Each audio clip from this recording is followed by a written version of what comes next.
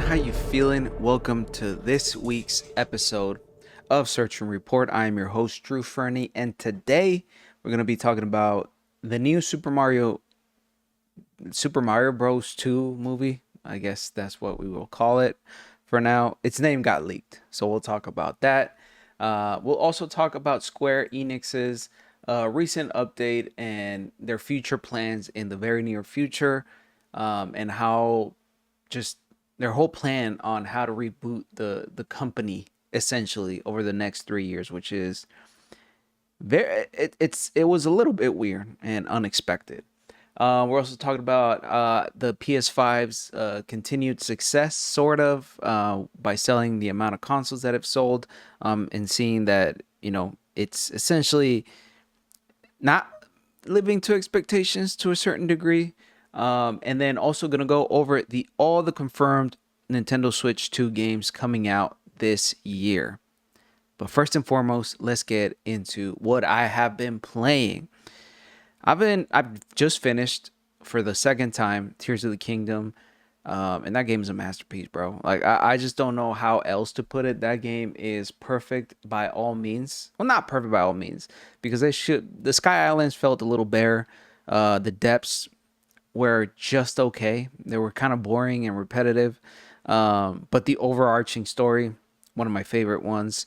The ability to build these new contraptions and machines just blew everything. Like I've never played a game quite like that. There's obviously been other things like, you have Minecraft, obviously you have nuts and bolts. Like there's been iterations of that sort of, mechanic where you build things, build vehicles, build weapons, whatever it may be, like doing crafting and all that sort of stuff. But I just never expected to Nintendo be able to replicate that, using their physics engine. So that's just something that I'm very, very excited. But yeah, I beat it for a second time. Now I'm just gonna wait for the Nintendo Switch 2 version, and I'm probably gonna beat it again for a third time, as well as Breath of the Wild. Breath of the Wild, I think I played it 3-4 times fully, including the DLC. So I might just replay that once it drops. But besides that, I've been, really trying to find new games to play. So if you have any recommendations, please drop them down in the comments below, or skeet them to me over at Blue Sky, at truefernie.com. But folks, let's get into the first news item of the week. So here we have Nintendo Life reporting from Liam Doolin. Super Mario World looks to be the official name of the next Mario movie. NBC Universal put out a press release, and they accidentally, because they took it off later down, they updated the press release, then they took out the name. They removed it from their presser, but it seems that kind of confirms that that's going to be the name. They posted that that Super Mario movie follow-up will be officially titled The Super Mario World. That title appears in the list of upcoming films on the company's website. Keep in mind, it's not out until next year, so it's potentially subject to change, but that's apparently what it will be called. This name obviously matches up with the legendary Super Nintendo platformer, which was initially released in the early 90s across multiple regions. At this stage, it's not known how many direct links the movie will have to this particular game, but Yoshi has already been teased. When Shigeru Miyamoto announced the news about a new Mario movie last March, he mentioned how it would be based on the world of the Super Mario Bros. Series. We're thinking about broadening Mario's world further, and it'll have a bright and fun story. We'll hope you look forward to it. This movie is currently scheduled to arrive in the US on the 3rd of April of 2026, with the live-action Zelda movie to eventually follow it in March of 2027. It's just so hilarious to see this, because I was watching a podcast, The Last of the Nintendogs, with Jeff Grubb, Mike Minotti, two of my favorite podcasters, I would say, journalists, and just randomly it got dropped during the podcast, like it got leaked, and then quickly right after, NBC Universal edited that presser, which more than anything confirms it. I'm sure somebody, unfortunately, probably got fired or very harshly scolded for this. because Nintendo is very adamant about keeping their cards close to their chest. But it's kind of like it's the safe bet naming the next Mario movie, Super Mario World. Of course, if you stuck around for the credits, if you stuck around for the end of the movie, Yoshi was teased, and it's kind of like the next logical step. Nintendo is definitely going over this in a very cautious manner, meaning that they're playing it safe. They're not going to try new ideas. They're just going to stick to what they know is going to work. And that is essentially following the release of the Super Nintendo games. I, for one, am very excited for the Mario movie, the second Mario movie. I don't think it'll reach the same success that the first movie reached, because again, the first movie surpassed 1 billion box office. So that's a lot of money to try and replicate again for a second time. It's definitely going to be successful again. Lots of kids still hold Mario dear to their hearts, and that's one thing I'll always commend Nintendo for. They've made it so new generations continuously still are playing Mario games, and Mario stays at the top of mind of children, adults alike. It's I hate to say it, but Mario is I don't hate to say it. It is true. I don't care what people say. It is the face of gaming overall. It is a great, I think, I don't even think it's crazy to say that. Mario's been around for almost 40 years now.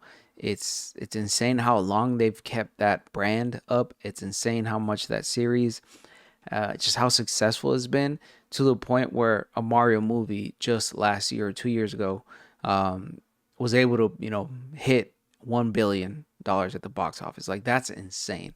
That speaks to the success of this franchise. And I'm just excited, man. I'm not expecting, obviously, like Stanley Kubrick type of filmmaking. Of course, it is a children's movie after all. But yeah, very excited to see what the upcoming trailers, because this is like less than a year now, right? That is going to be released now. Oh no, 20, yeah, next year, 2026. So I'm sure the trailers are going to start dropping soon, if not by the holiday season. So I'm very, very excited to see. They did a great job, in my opinion, with the first movie. But yeah. Next up, our second news item of the week. Square Enix reveals its plan to reboot the company over the next 3 years. This is reporting from GameSpot by Darren Bontois. I'm sure I completely butchered that, but Square Enix says that they want to focus on delivering high quality games more consistently. According to Square Enix, it plans to adopt a multi-platform approach for its games, leading to major titles being released on a consistent basis starting March of 2027. All of its game titles will be placed under the management of the same studio, and this will allow all of its in-house knowledge to be consolidated, accumulated, and shared. This new approach has also resulted in several in-development games being cancelled, as Square Enix decided to focus its resources on funding other projects instead. They want to enhance productivity by optimizing the development footprint in the digital entertainment segment, establish a mid to long-term pipeline to achieve shift from quantity to quality. Under the new management structure, we reviewed all projects at our domestic studios, including HDG and SD titles, and decided to discontinue development of some titles and invest additional funds in titles that require refinement, thereby steadily implementing a strategy of selecting and concentrating development resources. We will continue to control the scale of development investment in a disciplined manner. The new multi-platform approach is already active, as Square Enix recently announced that the entire Final Fantasy VII Remake trilogy will be coming to the Nintendo Switch 2. Final Fantasy VII Remake Integrate will be a launch game for the console alongside Bravely Default Flying Fairy HD Remaster. That's a crazy title. But a release date for a Final Fantasy VII Rebirth hasn't been revealed yet. Final Fantasy XIV also arrived on Xbox consoles last year, and Square Enix is looking to bring more games to the Microsoft platform in the future. I think this is smart. I just don't like that, obviously, people have been affected. If I'm not mistaken, they recently laid off a large amount of people. but it makes sense. It makes sense that they want to keep everything consistent. I feel like they've seen, or at least I feel like the industry has seen the issues with acquiring studios and buying studios and then putting them to work on other games that are not necessarily their strong suit or whatever that may be.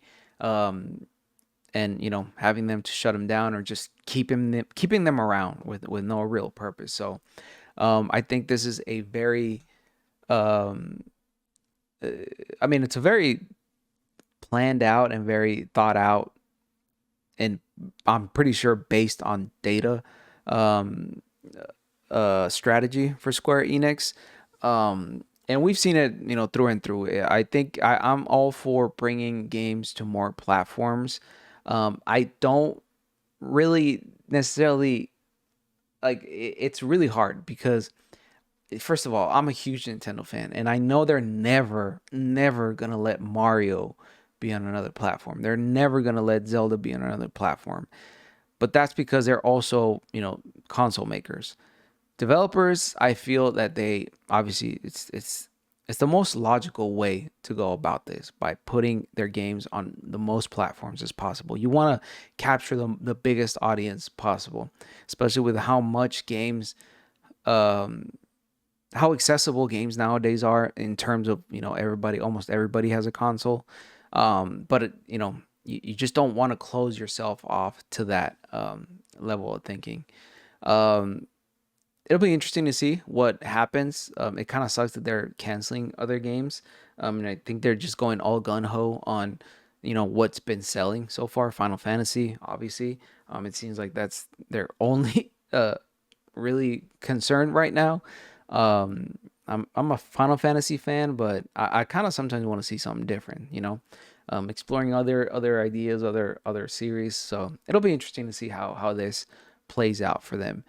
They did release the whole medium term business plan for the public. If you want to give it a look see, go through it. I'll have the link down below.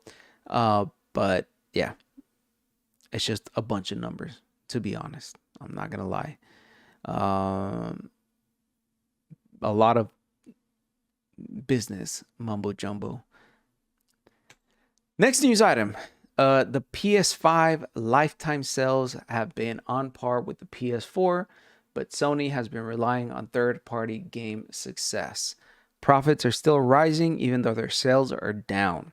Eurogamer here reports by Ed Nightingale that Sony has sold 2.8 PlayStation 5 consoles in the most recent financial quarter, bringing total lifetime sales of 77.8 million consoles. That's down 1.7 million units compared to the same period last year, and leads the company to a total of 18.5 million consoles sold this year compared to 20.8 million last year. Despite that slight drop, the PS5 is still roughly on par with the PS4, which sold 79.1 million consoles after an equivalent time after release. What's more, the previous quarter was the PS5's best selling with 9.5 million sales over Christmas. Even with that year-on-year drop in console sales, overall sales for the gaming sector are up 9%, while operating income is up 43%. That's largely down to an increase in third-party game sales, while first-party game sales have dropped. Notably, Sony hasn't had a major PlayStation Studios release since Astro Bot in September of last year, which has sold 1.5 million copies. However, the number of monthly active users on the console remains strong at 124 million users, down from the record high of 129 million the previous quarter. Overall, this number has risen since last year. In April, the company raised the price of the digital PS5 in the UK, mainland Europe, Australia, and New Zealand. Microsoft also raised the price of all of its Xbox consoles in May. It's unclear if a further increase will come from Sony for its remaining consoles models across the globe, notably its PS5 Pro. This is going to be a very interesting console to follow in terms of sales. They haven't announced any price increases, especially with the tariffs. Xbox already did the unthinkable and literally, Jesus, I understand price hikes and I understand trying to make their money and trying to sell these things with at least a little bit of profit. But I think Xbox just went all out on their increase. Like some of these prices are just insane for such a, I don't want to say failure or flop of a console, but it's not necessarily Xbox's best a record selling console by any means. So it'll be interesting to see if Sony will be willing to continue selling the PS5 at a loss in some ways, because if not mistaken, the PS5 was one of the consoles that's cost the most to make because of the internals. Especially during the pandemic, they had a lot of issues securing chips, securing video cards, and all that sort of stuff, all the necessary equipment to make the PS5, and that's why they had inventory issues, and that's why it was such a headache to try and secure a PS5. So the prices have stayed consistent with the PS5 since then. Inflation is a thing nowadays. Now that we got the tariffs, they really need to think on the strategy that they're going to follow through. Once, I mean, those tariffs are already in place, so they're already going to see those costs come up to them. So it'll be interesting to see how first it affects the sales, overall lifetime sales of the PS5, and also to see how they're going to tackle it. Like, I feel like that price increase from Xbox really made some waves, and gave them a lot of negative attention. But I feel like that's unfortunately the only way to go forward from here, especially with such a tumultuous and turbulent market landscape. There's not a lot of consistency. There's not a lot of hope that tariffs are going to stay consistent throughout the next 3 years or so. So it's going to suck. It's going to suck for gamers nowadays. It's going to definitely suck for new gamers. I think that the even though it's more accessible and there's so many ways to play video games nowadays, it's still, from a pricing perspective, the least accessible it's ever been. It's, I feel like, one of the most expensive times to be a gamer right now. So I feel, with people not putting a lot of attention to games nowadays, focusing their attention on, social media, people's actual attention are stuck to their phones nowadays when it comes to like entertainment and all that sort of stuff. I'm not trying to make any like sociology comment or trying to make a comment about society. That's just what it is. That's what video game console makers are competing against. They're competing against phones. They want your attention. They want your money, and grasping you by selling you software and all this sort of stuff, selling you games. So that's a huge hurdle because everyone has a phone. It's very hard to get someone on board with buying a console if they are not necessarily, they don't already own a console, if they haven't been playing games for the past 5-10 years. It's very hard for console makers to get new people on board, and that's what they've been struggling with, is getting new people into gaming. With the people aren't having children as much anymore. There's not a lot of new customers. A lot of the people that continue buying games are pretty much the same. So it stayed pretty consistent for the most part, even though profits are up because of the price increase. It's still a sort of stagnant market nowadays. So from here on out, it's going to be interesting to see how console makers, developers try and capture people's attention more, because it's going to be very tough going forward. Now, for our last news item of the week, I want to talk about everything that Nintendo has confirmed is releasing for the Nintendo Switch 2 this year. As you all know, we're less than a month away from the Nintendo Switch 2 release. I'm recording this on May 14th of 2025. Nintendo Switch 2 releases on June 5th at midnight. So there's a lot to be excited for, but I caught myself yesterday really, trying to think, like, what am I excited about? What game am I really looking forward to? Like, I remember when I first bought the Nintendo Switch 1, there was Breath of the Wild, there was Super Mario Odyssey, because I bought it a year after its release. There was just so much stuff to look forward to. But now that I started to really think about why I'm excited for the Switch 2, after Donkey Kong Bonanza, and Metro Prime 4 to a certain extent. I'm a fan of Metro Prime, but it's not like it's not at the same level to me that Zelda is. Um, I'm just like, yo, after that, like the year is gonna be pretty dry. Like it's gonna be just us playing older games like Breath of the Wild, Tears of the Kingdom, Kirby, and the Forgotten Land, Switch 2 editions, like replaying essentially old games, but in a shining new way for the most part. And that really brought me down. I'm very excited for Mario Kart World Tour. I'm very excited for Donkey Kong Bonanza. I'm excited to even replay the Zelda games, but past that, I'm like, yeah, I guess we got Legend ZA also confirmed for this year, but I I just can't seem to like see past this year and be like, wow, I can't wait for this. I can't wait for that. I don't know, it's just because I might be getting older. I need to rekindle that passion when it comes to gaming for me. But I don't know, man.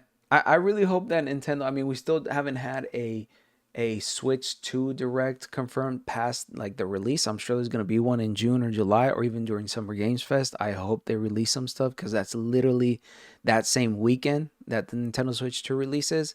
Hopefully that means that Nintendo's not gonna open the floodgates and be like, all right, we have a lot more to announce. But let me go over the Switch 2 games that are confirmed for this year. Here, Nintendo Life reports by Ollie Reynolds that the full schedule for the Nintendo Switch 2 is as follows. So we got Mario Kart World, obviously. These are all release date games. Mario Kart World, the Nintendo Switch 2 Welcome Tour, which nobody's excited for, let's be honest. Breath of the Wild, Nintendo Switch 2 Edition, Tears of the Kingdom, Nintendo Switch 2 Edition, Cyberpunk 2077 Ultimate Edition. I don't know if I'm going to get that because I already played that game and I played the DLC and I'm like, I'm good on that. Maybe it's, I don't know. I don't know. Because again, I'm the same type of person who says I'm not going to replay a game. Literally replayed GTA 3, Vice City, San Andreas, and Red Dead Redemption all on my Switch just because they were on the Switch.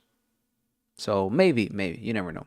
Yakuza 0 Director's Cut, Hitman World of Assassination, that's a game I do want to check out. Split Fiction, I would have gotten it, but I already played it with a friend. Street Fighter 6, that's one that I'm very excited for. Because I only checked, I think I only played like a few minutes of it on PlayStation, and I was like, it's good, but I don't know, something about the Switch, man. Something about the Switch. Bravely Default, Flying Fairy, Deltarune, Tamagotchi Plaza is the first game that we're getting past the release date. So that's already 1, 2, 3, 4, 5, 6, 7, 8, 9, 10, 11 games on release date. And we still got to think about the GameCube NSO. I'm pretty sure it's on release date as well. So that's a handful of games even there. But past that, we got Tamagotchi Plaza, Donkey Kong Bonanza, which I'm very excited for on the 17th of July. Mario Party Jamboree Nintendo Switch 2 Edition plus Jamboree TV. That's a long-ass title. July 24th. Not excited for that. Story of Seasons Grand Bazaar, 27th of August. Okay.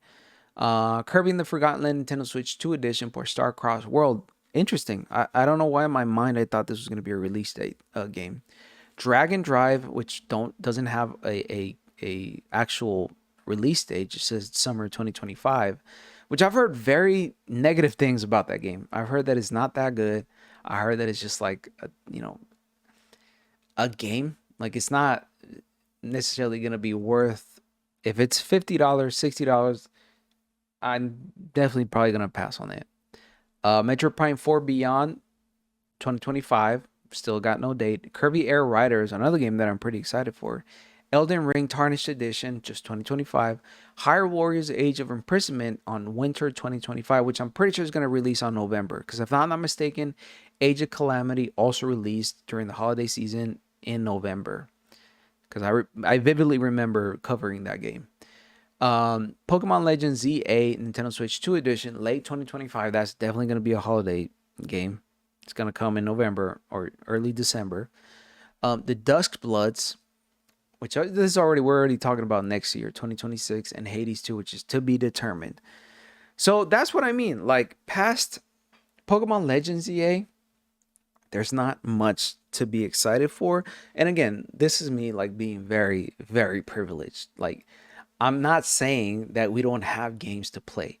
Nintendo at least has stacked up a lot of stuff for this year. I'm happy because I'm so tired of waiting for PlayStation to put out stuff. They drip feed us content. Games. I hate calling games content.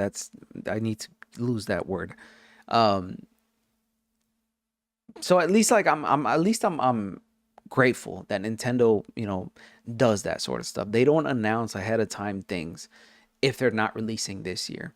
They made that mistake with Metroid Prime 4, and I'm pretty sure internally they're now like, okay, we got to stop teasing things way ahead of time.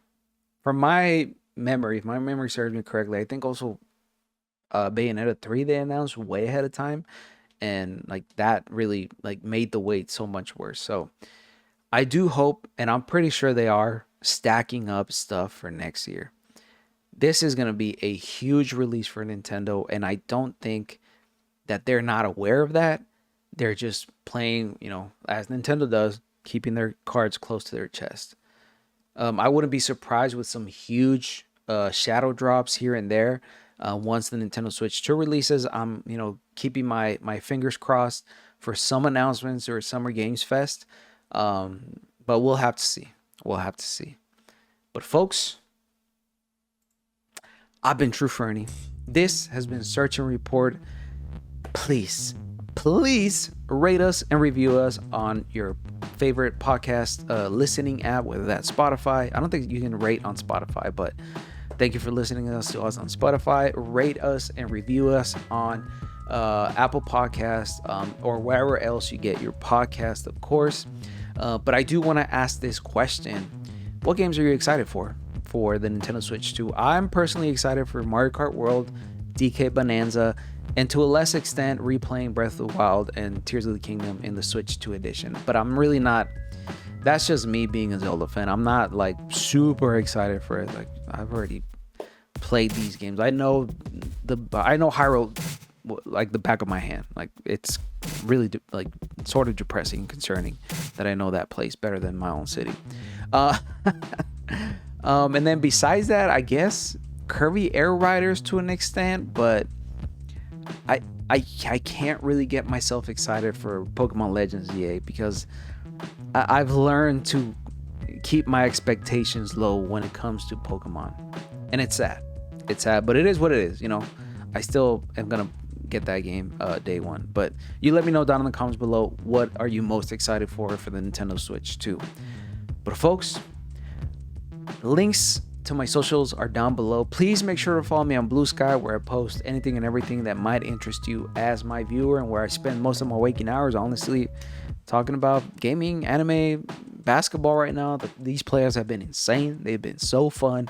I'm so happy that I'm a basketball fan. So yeah, make sure to give me a follow down on Blue Sky. But folks, please take care of one another, but most importantly, take care of yourself. Peace. Also, caveat, I'm gonna be gone for 2 weeks coming up. I'm gonna be gone starting this weekend, so content is gonna be probably slow, probably not gonna do much. I might vlog a thing here and there and try and edit it on my phone, but it's gonna be very, very minimal. But I guess sort of like I'll do that for another video. I have an update video planned. Just kind of popped up in my head. But yeah, that's it. Why am I still talking? Peace.